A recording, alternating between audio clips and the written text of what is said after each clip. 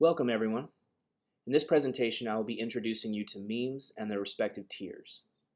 The world of memes is fascinating, humorous, terrifying, and vastly more complex than some realize, and so let's get started.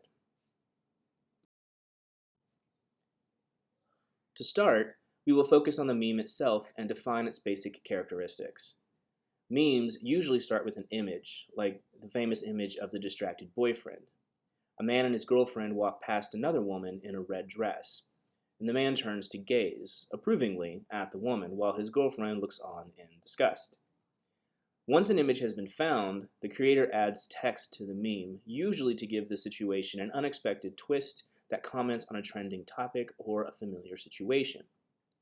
Analyzing the visual elements of the meme is important, so take stock of all the image's elements, including characters, background, foreground, setting, facial expressions, camera focus, and anything else within the image's frame.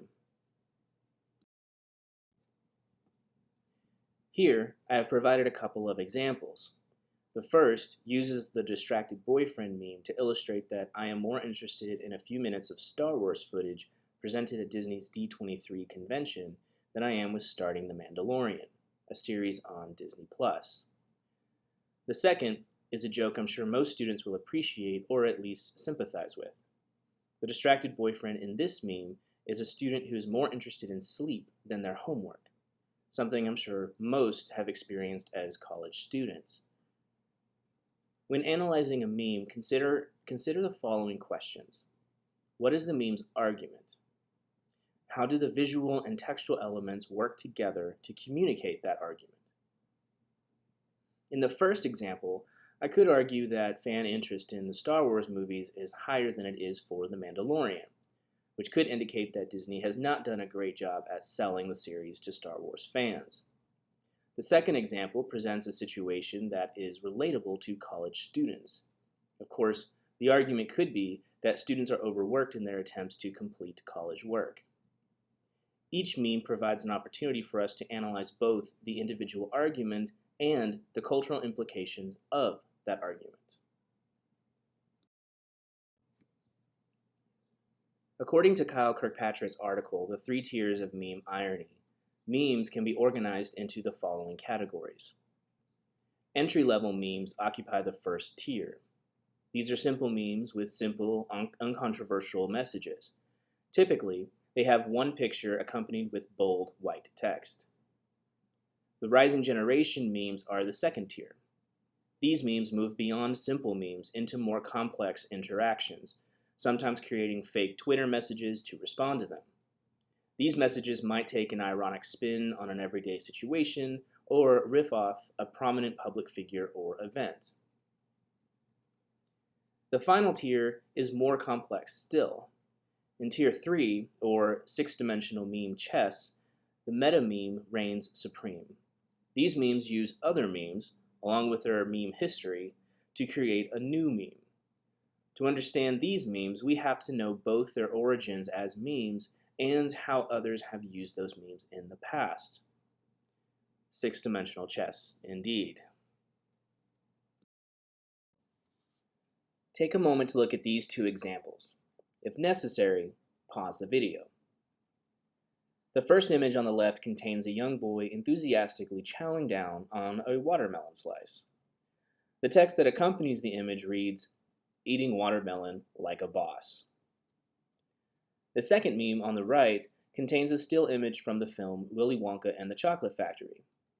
In the still, Gene Wilder, who plays Willy Wonka, leans his head onto his hand and looks amusingly off camera. The text reads, "You constantly judge others?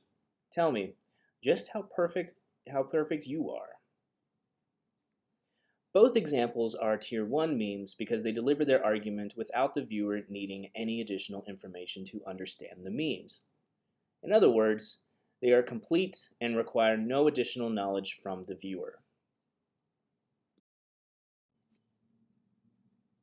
As with the first set of examples, if necessary, pause the presentation to get a good look at these. In the first meme, we have a gigantically tall man ordering at a fast food restaurant. The worker behind the counter is particularly tiny in comparison. The text associated with the tall man reads, Britain in the 19th century, while the text associated with the small woman reads, Britain in the 21st century. The second meme contains an image of an attractive man spraying aerosol deodorant on his armpits.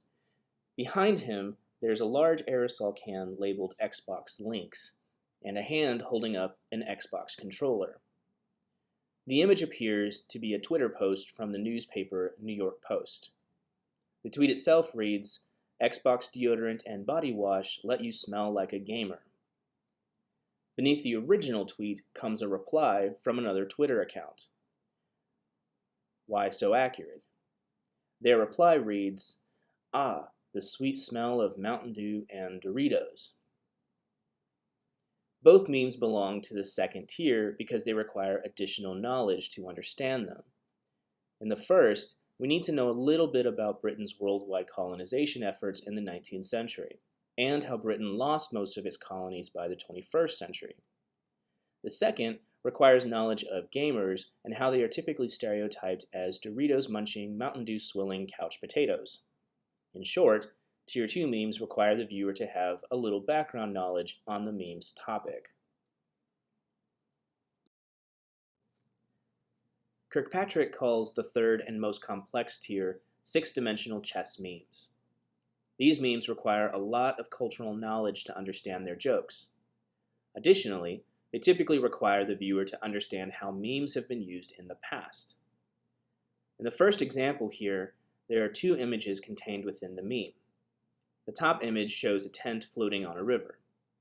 The text for the top image reads, Camping on water is now possible.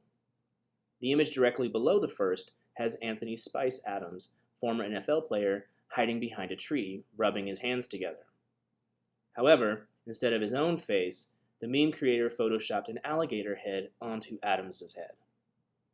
The Adams meme is typically used to indicate desire or lurking, and so the alligator character is supposed to be waiting expectantly for campers to use the tent in the first image.